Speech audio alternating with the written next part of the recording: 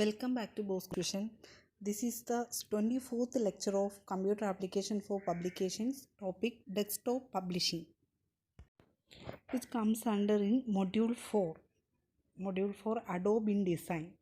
This is just an introduction for desktop publishing. What is desktop publishing or DTP? It is a creation of electronic forms of information such as documents, presentations, brochures, books, or even website content using computer programs. Programs such as Adobe InDesign, Microsoft Publisher, Quark Express, and Scribus are examples of desktop publishing software. Desktop publishing is also known as computer-aided publishing. നമുക്കെല്ലാവരും കേട്ടിട്ടുള്ളതാണ് DTP എന്നുള്ള word. DTP means publishing. എന്താണ്? Computer use ചെയ്തുകൊണ്ട് electronic ഫോംസിൽ ഡോക്യുമെൻറ്റ്സോ അല്ലെ പ്രസൻറ്റേഷൻസോ ബ്രോഷുവേഴ്സോ ഒക്കെ ചെയ്യുന്നതിനെ പറയുന്ന പേരാണ് desktop publishing എന്ന് പറയുന്നത്.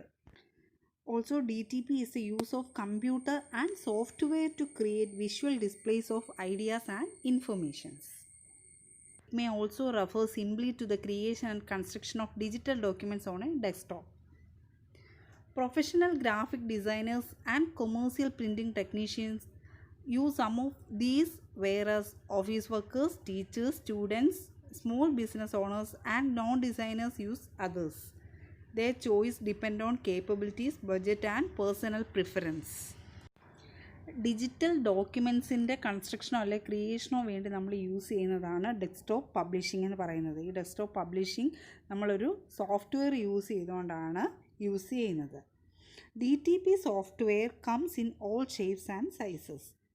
There are software to cater to every need, right from free software to professional grade subscription based on software. Then what are the different types of DTP contents? The content created by DTP software can be broadly classified into two categories. First one is electronic pages and second one is virtual pages. First one, electronic pages. Electronic pages commonly refer to websites, manuals, ebooks, digital archives, presentations, etc., which are normally not printed but are shared digitally. This tutorial is an example of an electronic page which can be opened in a browser. അപ്പം DTP കണ്ടൻറ്റിനെ രണ്ട് തരത്തിലാണ് categorise ചെയ്തേക്കുന്നത്. ഒന്ന് electronic pages എന്നും second one is virtual പേജസും. Electronic pages എന്ന് പറഞ്ഞാൽ എന്താണ്? നമ്മൾ വെബ്സൈറ്റ്സ്, നമ്മൾ യൂസ് ചെയ്യുന്ന ബുക്സ്, ഡിജിറ്റൽ ആർക്കൈവ്സ് അല്ലെങ്കിൽ പ്രസൻറ്റേഷൻസ് ഒക്കെയാണ് ഇലക്ട്രോണിക് പേജസ്. അത് എന്താണ്? നോർമലി പ്രിൻറ്റഡ് ഫോമിലായിരിക്കത്തില്ല ഇത് ഷെയർ ചെയ്യുന്നത്. എന്താണ്? ഡിജിറ്റലി ആയിരിക്കും ഇത് ഷെയർ ചെയ്യുന്നത്. നമ്മൾ കമ്പ്യൂട്ടറിൽ തന്നെ ആയിരിക്കും ഇതെന്ത് ചെയ്യുന്നത്, നമ്മൾ റീഡ് ചെയ്യുന്നതും നോക്കുകയൊക്കെ ചെയ്യുന്നത് കമ്പ്യൂട്ടറിൽ തന്നെ ആയിരിക്കും. ഡിജിറ്റൽ ഫോമിലായിരിക്കും എല്ലാം ഉള്ളത്.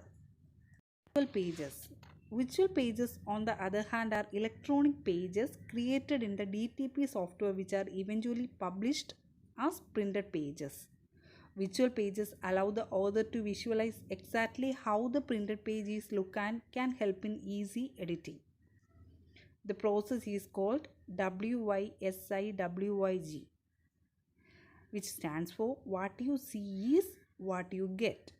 This means all the changes and formatting that are made will be exactly replicated in print. Virtual pages എന്ന് പറഞ്ഞാൽ എന്താണ്? ഇലക്ട്രോണിക് പേജസ് ആണ്, എന്നാൽ DTP സോഫ്റ്റ്വെയറിൻ്റെ സഹായത്തോട് കൂടിയിട്ട് ക്രിയേറ്റ് ചെയ്യുന്ന പേജസ് ആയിരിക്കും. ഇത് നമുക്ക് എന്ത് ചെയ്യാൻ പറ്റും? പബ്ലിഷ് ചെയ്യുകയും ചെയ്യാം, അതുപോലെ തന്നെ നമുക്ക് പ്രിൻറ്റ് ചെയ്തെടുക്കാനും പറ്റും. അതിനെയാണ് വിർച്വൽ പേജസ് എന്ന് പറയുന്നത്. അതായത് ഒരു ഓതർക്ക് അല്ലെങ്കിൽ ഒരു യൂസർക്ക് തന്നെ തീരുമാനിക്കാം ആ പേജ് എങ്ങനെ ഇരിക്കണം എന്ന് ഉള്ളത്. അപ്പം അദ്ദേഹം തീരുമാനിക്കുന്ന പോലെ ആയിരിക്കും ആ പേജ് വിഷ്വലൈസ് ചെയ്യുന്നത്.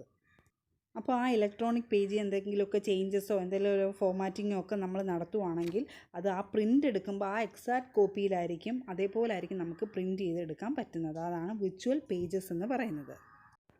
അപ്പോൾ DTP കണ്ടൻസിനെ രണ്ട് തരത്തിലാണ് നമ്മൾ ഡിവൈഡ് ചെയ്തേക്കുന്ന പേജസും. സെക്കൻഡ് വൺ എന്ന് പറയുന്നത് എന്താണ്? വിർച്വൽ പേജസും. Next one is things you can do with desktop publishing. Desktop publishing use ചെയ്തുകൊണ്ട് നമുക്ക് എന്തെല്ലാം കാര്യങ്ങൾ ചെയ്യാമെന്നുള്ളതാണ്. എന്തൊക്കെ ചെയ്യാം? Design print communication such as brochures, ads and posters. Second one, design print communications such as catalogs, directories, and annual reports. Third one, design logos, business cards, and letterhead. Next one, design and publish newsletters, magazines, and newspapers. Then create and print greeting cards, banners, postcards, candy wrappers, etc.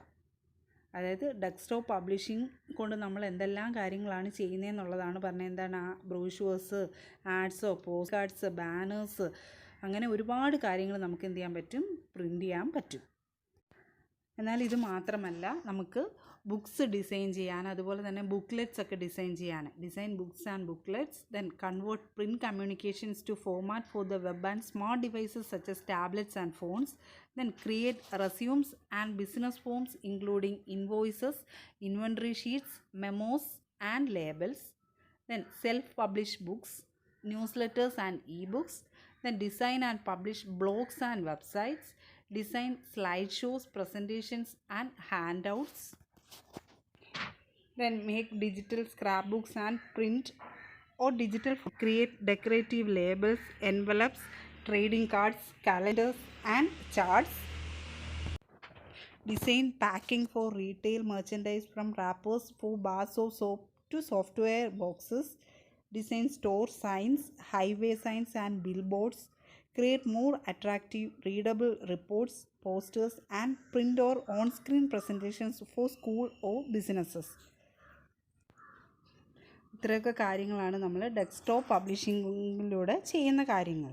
അപ്പോൾ എന്തായിരുന്നു desktop publishing എന്ന് പറയുന്നത്? Desktop publishing or DTP is the creation of electronic forms of information such as documents, presentations, brochures, books or even website content using computer programs.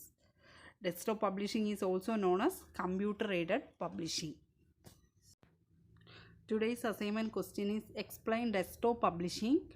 Then what are the things you can do with desktop publishing? First question, explain desktop publishing.